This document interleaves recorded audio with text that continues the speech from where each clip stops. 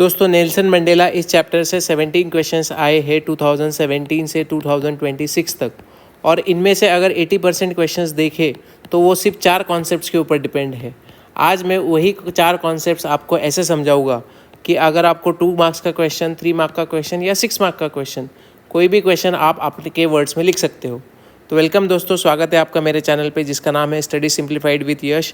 यहाँ पर आपको सिर्फ एग्जाम ओरिएंटेड चीज़ें पढ़ाई जाएगी, PYQ सेंट्रिक चीज़ें पढ़ाई जाएगी और आंसर राइटिंग प्रैक्टिस भी की जाएगी। इसके साथ साथ आपको 80 में से 80 मार्क्स कैसे लाने हैं वो पूरा का पूरा पढ़ाया जाएगा।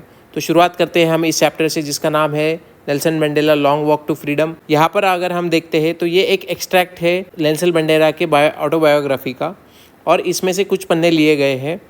ये चैप्टर बात करता है इनॉग्रेशन के बारे में। इनॉग्रेशन मतलब यहाँ पर न्यू बिगिनिंग ऑफ समथिंग। यहाँ पर एक नई पॉलिटिकल सिस्टम लाई जा रही थी।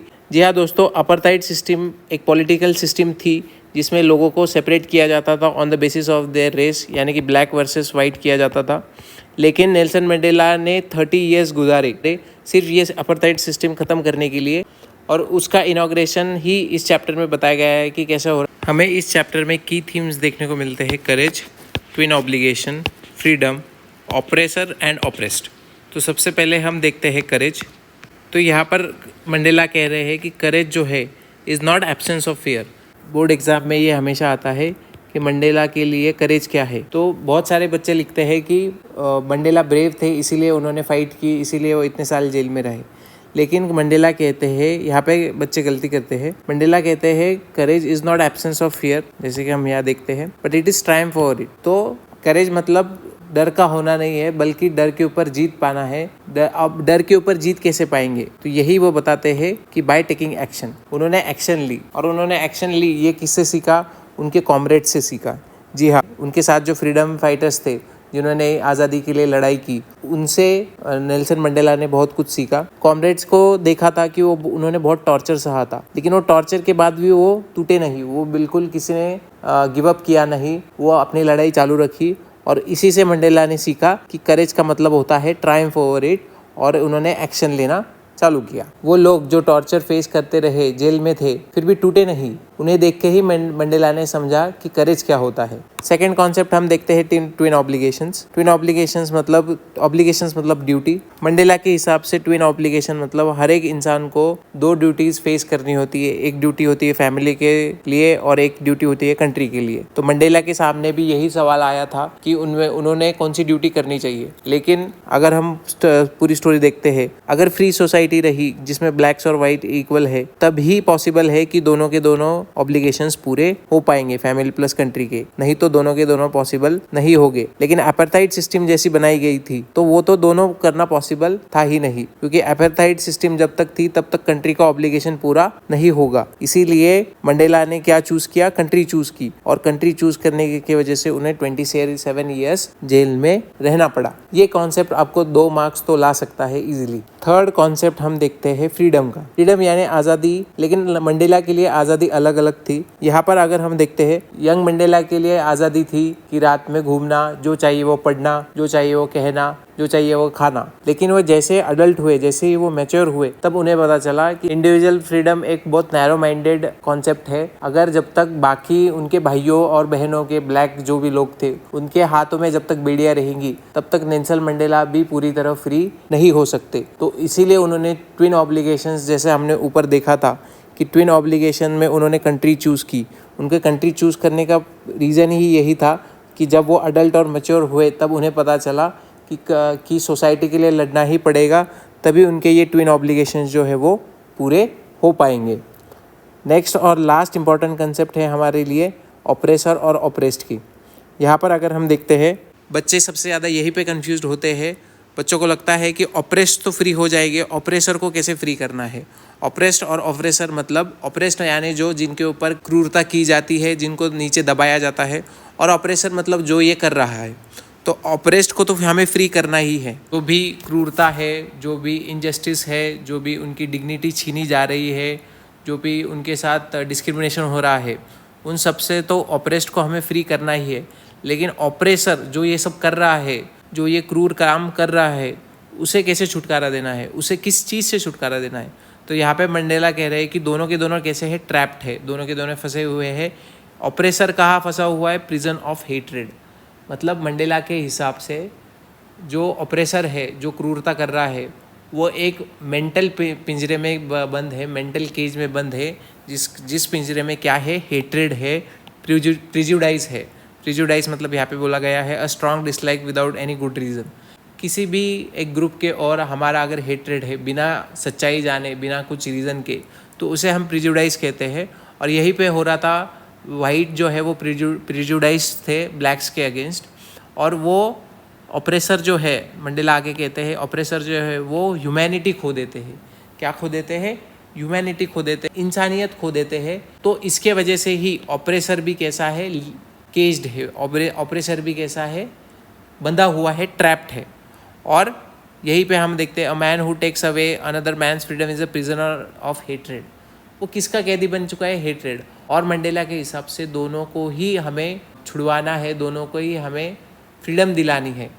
कि जब तक कोई भी इंसान के मन में हेट्रेड है, जब तक किसी भी इंसान के मन के अंदर प्रिजुडाइज है, वो इंसान कभी हमेशा के लिए कैदी ही है। ये मंडेला का बहुत ही स्ट्रॉन्ग कॉन्सेप्ट है, जो अगर हम ये पूरी किताब पढ़ते हैं, और नेल्सन मंडेला ने बहुत बार कहा भी था कि ये उन्होंने सीखा था हमारे बापूजी से, हमारे महात्मा गांधी से। और मंडेला एक्चुअली ये कहना चाहते हैं कि जो इंसान दूसरों को दबाता है, वो इंसान हेट्रेड में जीता है, वो इंसान प्रेजुडाइज में जीता है, वो अपनी ह्यूमैनिटी खो देता है, वो एक तरीके की मेंटल जेल में होता है। ये सवाल बहुत बार कंफ्यूज कर देता है और बहुत बार आता भी है, तो हमें इसके ऊपर बहुत ध्यान देना है। 3 मार्क्स के लिए इसके ऊपर क्वेश्चन आया गया है। अगर हम PYQs देखते हैं तो यहाँ पर एक्सट्रैक्ट है, एक्सट्रैक्ट में ये क्वेश्चंस है, ये आप इजीली सॉल्व कर पाओगे। मैं एक इम्पॉर्टेंट क्वेश्चन लेता हूँ कि जो कि एक क्रॉस चैप्टर क्वेश्चन है। Comment on the reactions and feelings of Lencho and Nelson Mandela when they face challenges in their lives. तो यहाँ पर हम देखते हैं कि कमेंट पूछा गया है, हमें हमारा ओपिनियन पूछा गया है कि रिएक्शंस और feelings of Lencho and Nelson Mandela. Lencho के लाइफ में भी बहुत स्ट्रगल आया था एक टाइम पे, जैसा हमने पहले चैप्टर में देखा था, और नेल्सन मंडेला ने तो हमने देखा कि पूरी लाइफ ही स्ट्रगल किया था। तो दोनों के रिएक्शंस क्या थे, फीलिंग्स एंड रिएक्शंस जो थे, वो अपने लाइफ में जो प्रॉब्लम्स थे उनके अगेंस्ट क्या थे। तो लेंचो का अगर हम चैप्टर देखते हैं, उसमें देखा गया था कि हेलस्टॉर्म आया था, और हेलस्टॉर्म्स की वजह से उसका फेथ टेस्ट हुआ था, उसकी विश्वास जो था वो डगमगाया नहीं था।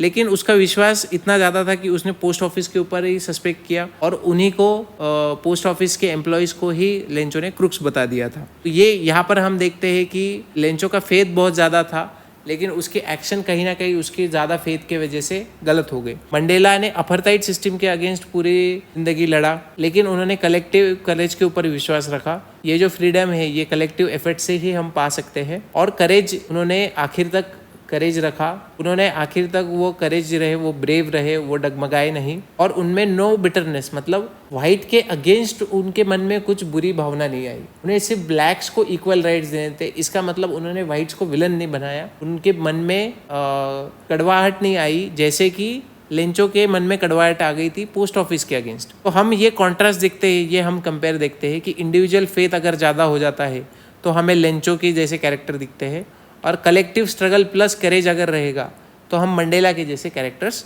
देखते हैं।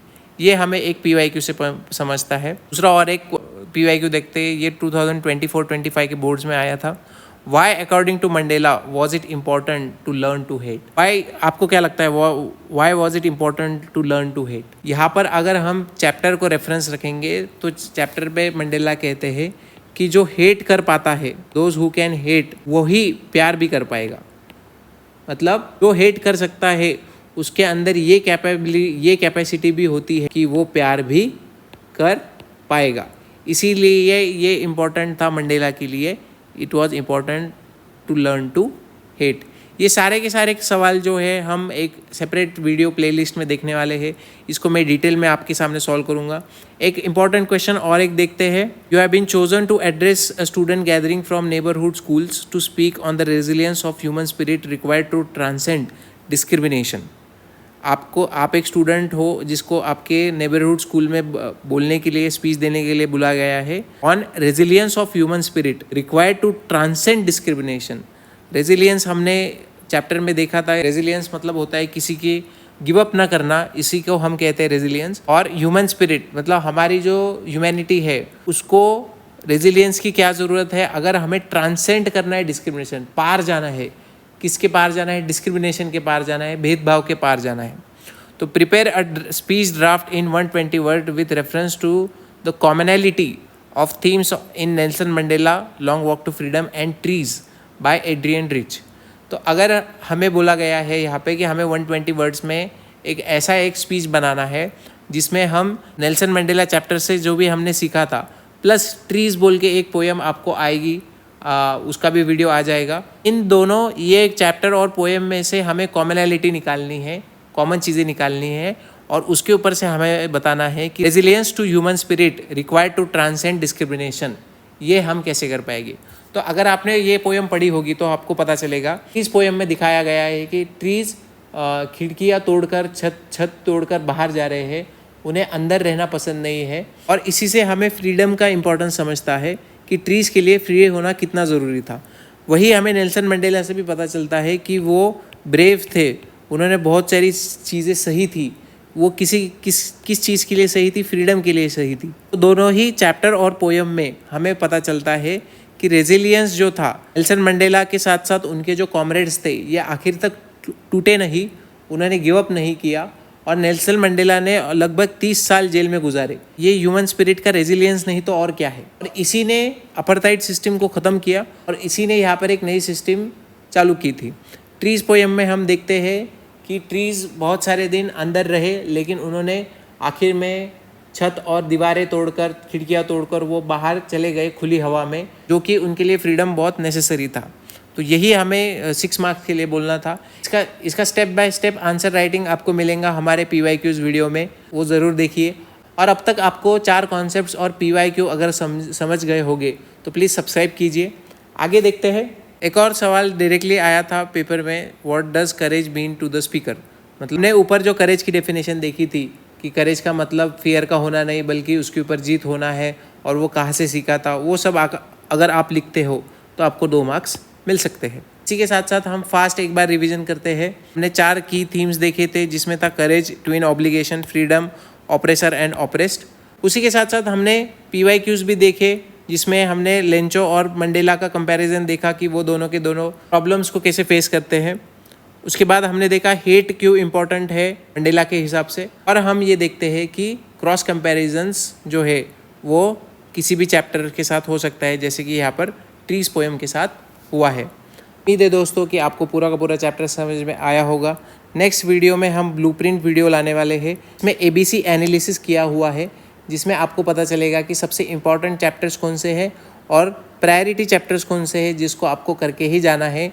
ये पूरा का पूरा CBSE का ट्रेंड एनालाइज किया गया है PYQ से कि कौन से चैप्टर्स से मैक्सिमम वेटेज आ रहा है और लास्ट चैप्टर्स कौन से करने हैं, ये भी हम आपको नेक्स्ट वीडियो में बताएंगे।